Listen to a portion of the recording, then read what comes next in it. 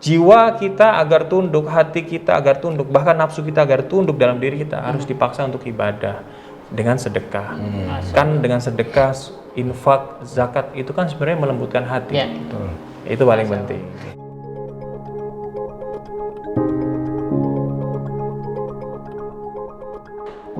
Assalamualaikum warahmatullahi wabarakatuh. Pemirsa BMH TV, kita kembali bertemu dalam program Bincang Mulia di channel yang cerdas menggerakkan. Alhamdulillah bersama saya sudah ada public figure yang sangat kita kenali dan bahkan mungkin menginspirasi kita dalam dakwah, edukasi, dan juga mungkin perilaku hidup sehari-hari. Ada bersama saya Mas Soledi. Apa kabar Mas Soledi? Assalamualaikum. Waalaikumsalam warahmatullahi wabarakatuh. Ramadan kayaknya tambah cerah ini Mas Soledi. Alhamdulillah. Dan ada yang kedua yaitu Mas Supendi selaku Direktur Utama Lasnas BMH. Apa kabar Mas Supendi? Assalamualaikum Mas Soledi. Ramadan sudah menyapa kita, tampaknya keceriaan dan kebahagiaan terus memberikan warna bagi kita semua. Kita langsung tanya pada Mas Solidi. Kalau Mas Solidi sebenarnya memaknai Ramadan itu seperti apa Mas? Ya, memaknai Ramadan tentunya buat saya ada beberapa hal ya. Kalau di pikiran saya otomatis saya berpikir pasti Ramadan sibuk. Bulan produktivitas. Bulan produktif, saya pasti syuting, nge-host, ngisi acara on air gitu, off air gitu kan.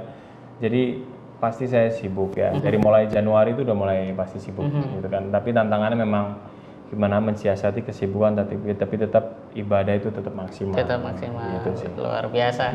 Kalau Mas Supendi ini kayaknya juga mulai sibuk nih BMH ya. Memberikan penyaluran pendayagunaan zakat. Apalagi punya program 3T ya kan, dan goal pendidikan dan dakwah. Seperti apa ini Mas Supendi? Ya, seperti bisa kita ketahui Pak Imam ya, Mas Imam ya, bahwasanya sasaran program BM adalah 3T, terdepan, terdalam, dan terluar, seperti itu. Kemudian untuk turunan programnya yang menjadi konsentrasi kami, ya, unggulan kami adalah dakwah dan pendidikan. Bukan berarti kemudian program-program yang lain tidak kita angkat, ya. Tetap program pendidikan, sosial, ya, kemanusiaan, ekonomi, ya, menjadi program yang kita angkat konsentrasi kita. Akan tapi ending dari semua program adalah tarbiyah, dakwah dan tarbiyah, pendidikan. Bagaimana di situ ada transformasi ya, dakwah ya, pendidikan ya, sehingga seorang mustahik ya bisa semakin baik secara kualitas ibadahnya ya, kemudian semakin baik secara kualitas hidupnya ya, dan termasuk kualitas spiritualnya. Jadi meningkat banyak sisinya gitu ya. Betul. Alhamdulillah. Mas Solidi memaknai Ramadan tadi dengan produktivitas dan maksimal dalam ibadah. Salah satu ibadah yang diwajibkan oleh Allah Subhanahu wa taala itu zakat gitu ya. Menurut Mas Solidi zakat itu bagaimana dan semestinya umat Islam ini seperti apa dalam menjalankan kewajiban zakat? Karena riset Basnas itu potensinya kita sampai 200 triliun. Realisasinya masih perlu perjuangan kita bersama. Nah, bagaimana Mas Solidi memandang itu? Ya, yang paling utama yang kita harus pahami bahwasanya zakat itu kan hukumnya wajib ya. Nah, sedangkan infak sedekah kan sunnah ya, atau tidak wajib ya. Kadang-kadang kita lupa, kita biasa sedekah di jalan, ngasih orang yang minta-minta ya, ngasih orang lain gitu kan. Sementara lupa zakat gitu, atau ngerasa sudah banyak sedekah, infak udah cukup gitu kan. Nah, ini yang perlu harus terus diedukasi.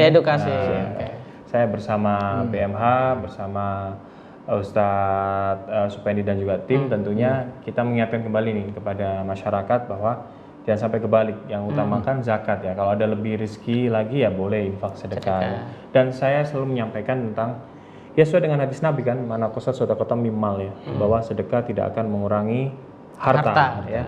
Sedekah zakat tidak akan mengurangi harta. Itu kan suatu yang seperti mata uang yang zakat sedekah ya. Cuman mana yang kita dahulukan dulu ya. Jangan sampai kebalik ya. Yang kita dahulukan dulu yaitu zakat. Dan banyak ya istilahnya khasiatnya lah. Saya banyak mengalami kesulitan ketika sedekah menjadi dipermudahkan oleh Allah ya. Tentang rezeki juga sama ya. Nah, Ustadz Supandi ini mungkin sedikit share juga saya ke Mas Imam maupun ke Sobat TV BMH ya. Di tahun 2020 awal pandemi, saya masih ingat banget awal pandemi itu sekitar 18 Maret, terus bulan berikutnya kan udah masukin puasa ya.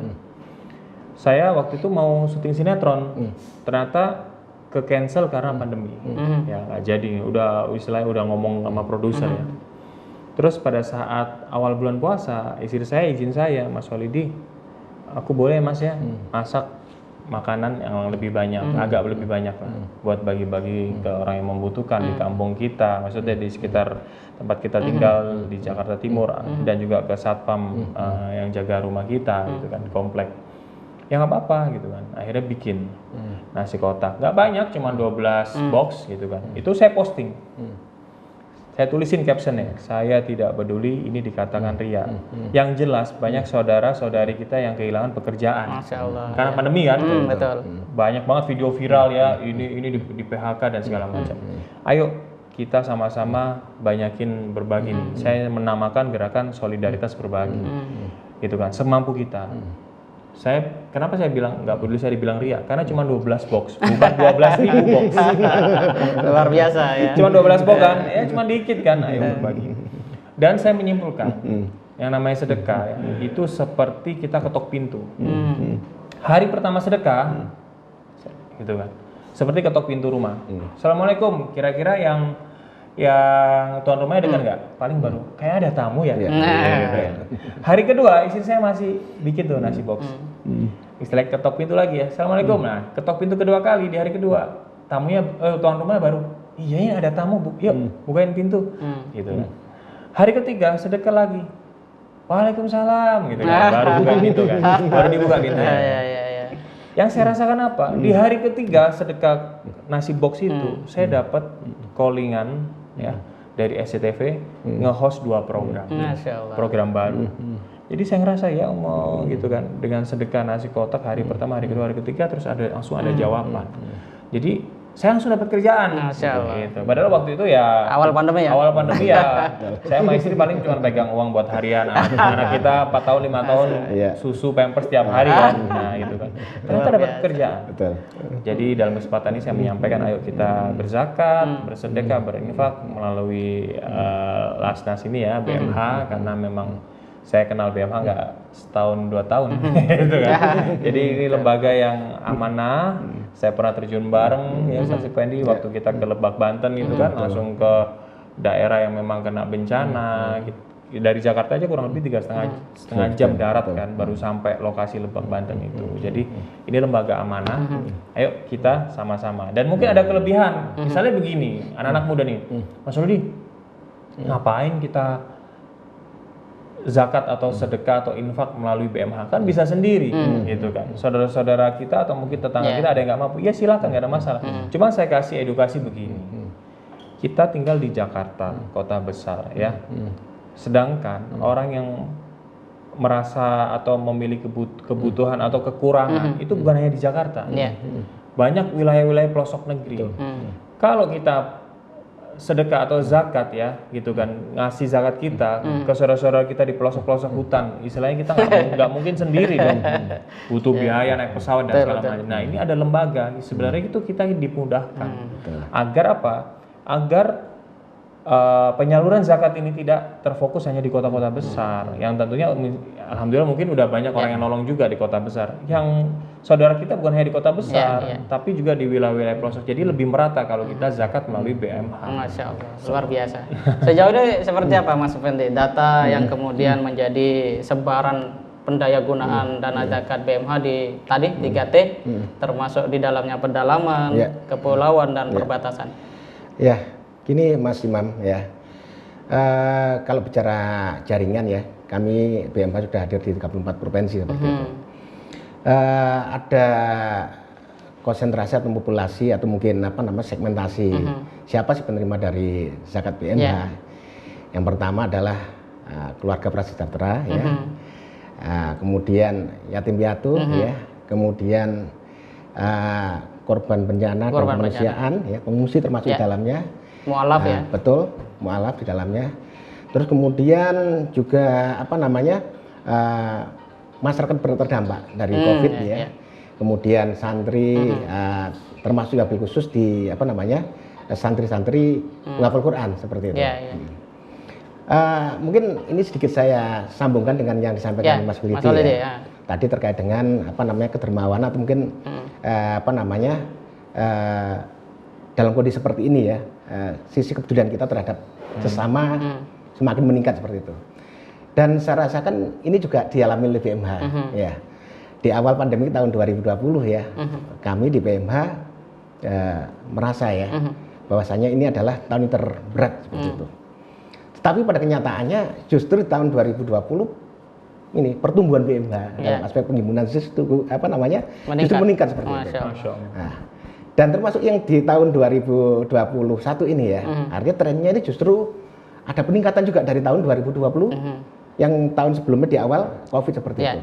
Ya, kami di sini menyimpulkan bahwasanya justru COVID ini membangkitkan ya kebersamaan ya, kepedulian di antara kita seperti itu ya.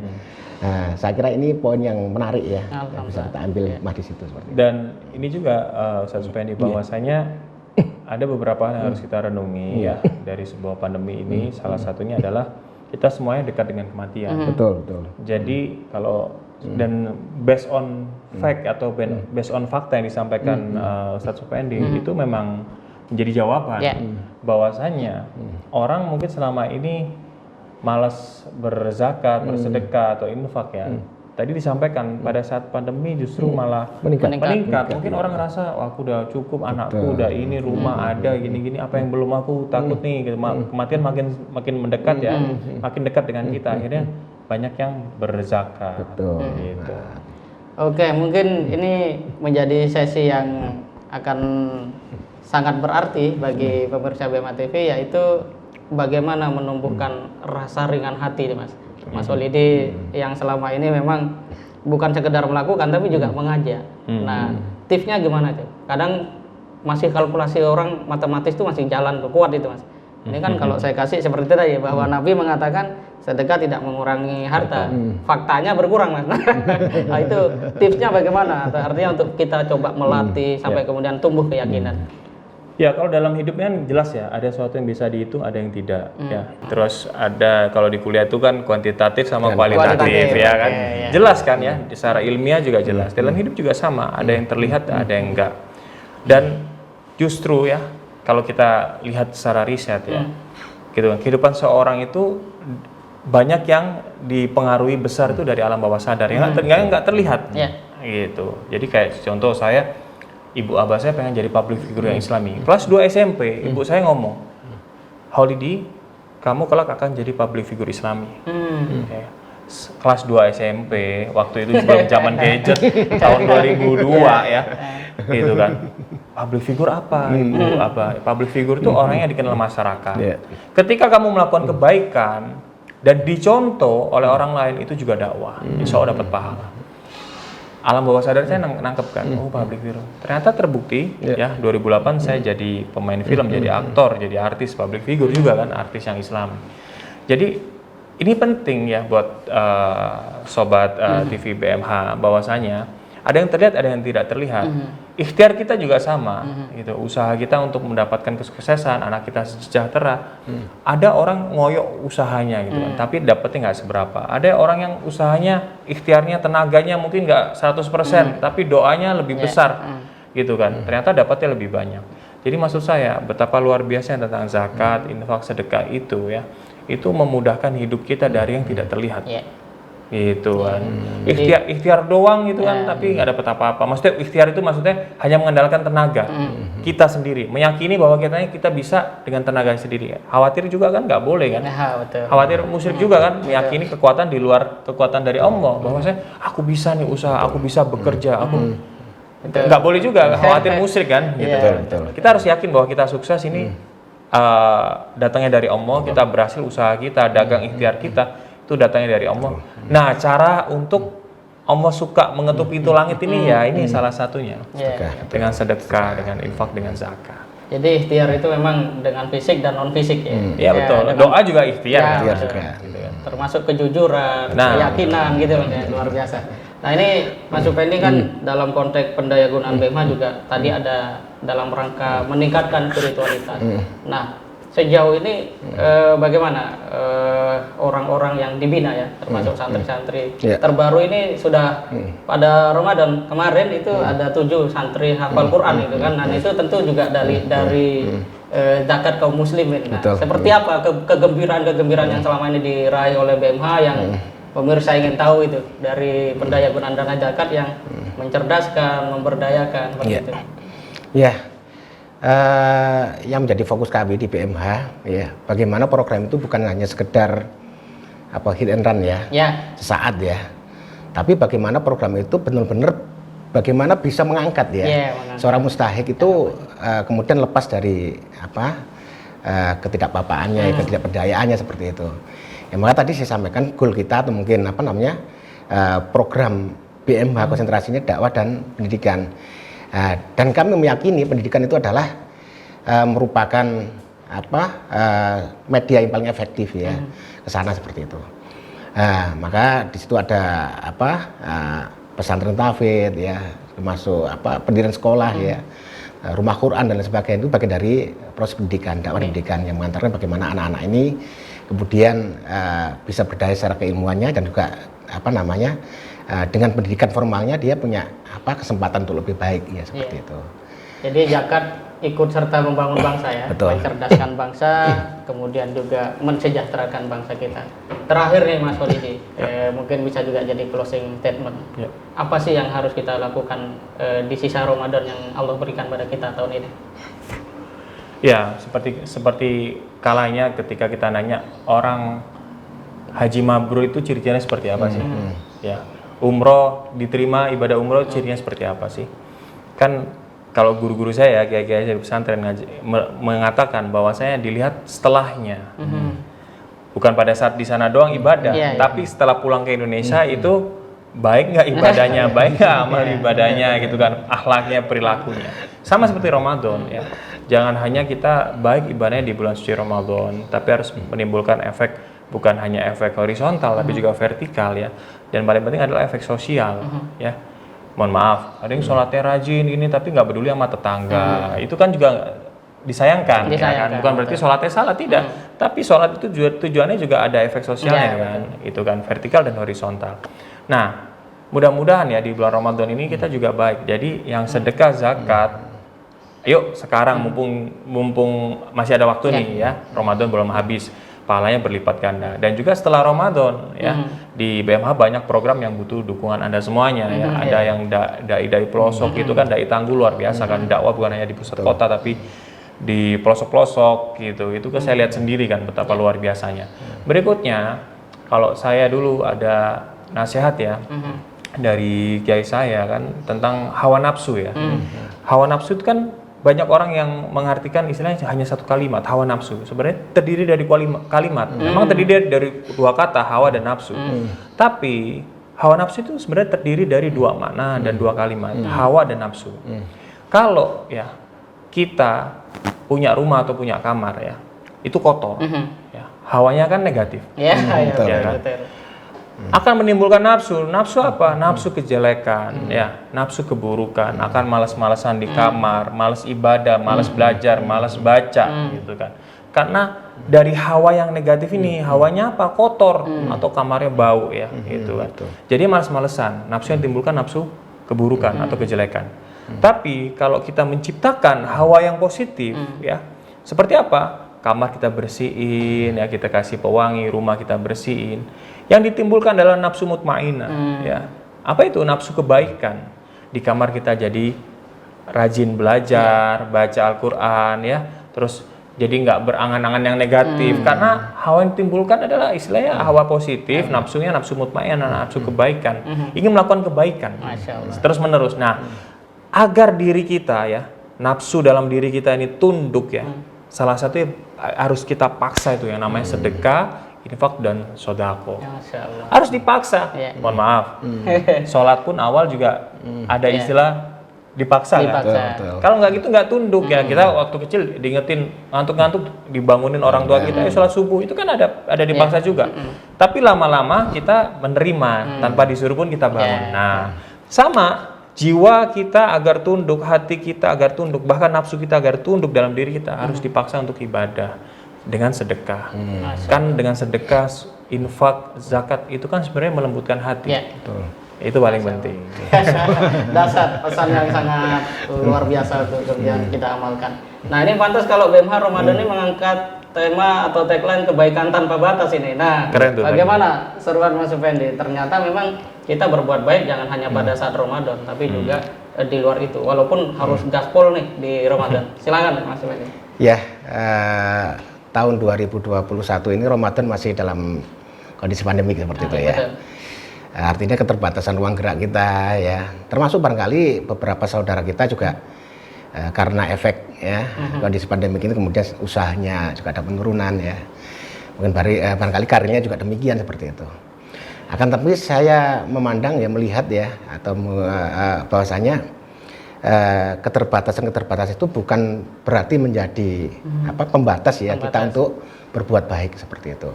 Batasan ruang ya, batasan kondisi ya. Maka di sini tidak ada alasan ya kemudian kita untuk tidak berbuat baik seperti itu. Maka pada kesempatan kali ini ya kami mengajak ya semua masyarakat ya untuk berlomba-lomba ya memberikan kebaikan yang terbaik ya pada diri kita sesuai dengan kemampuan masing-masing seperti itu. Baik, luar biasa. Alhamdulillah ini adalah sebuah bincang yang mulia, bincang yang singkat dan insya Allah akan berdampak besar ketika kita menerima, meyakini dan mengamalkan. Tadi saya catat ada produktivitas, jadi Ramadan jangan membuat kita tidak punya hasil karya apapun gitu ya, minimal ya ibadah sebanyak-banyaknya, ya sedekah juga sebisa ikhlas dan menunaikan perintah zakat. Kemudian bagaimana kita menjadikan kehidupan kita bukan sebatas pada aspek materi, tapi juga ada aspek ilahiyah, aspek imaniyah, di mana kerja-kerja kebaikan itu tidak semata-mata karena kerja keras kita, tapi juga ada doa dari orang yang kita bantu, dan itu adalah kebaikan yang harus kita perjuangkan. Luar biasa, terima kasih banyak Mas Solidi, Mas Effendi. Tetap di channel yang cerdas menggerakkan. Jangan lupa like, komen, share, dan subscribe channel yang sama-sama kita cinta ini. Assalamualaikum warahmatullahi wabarakatuh.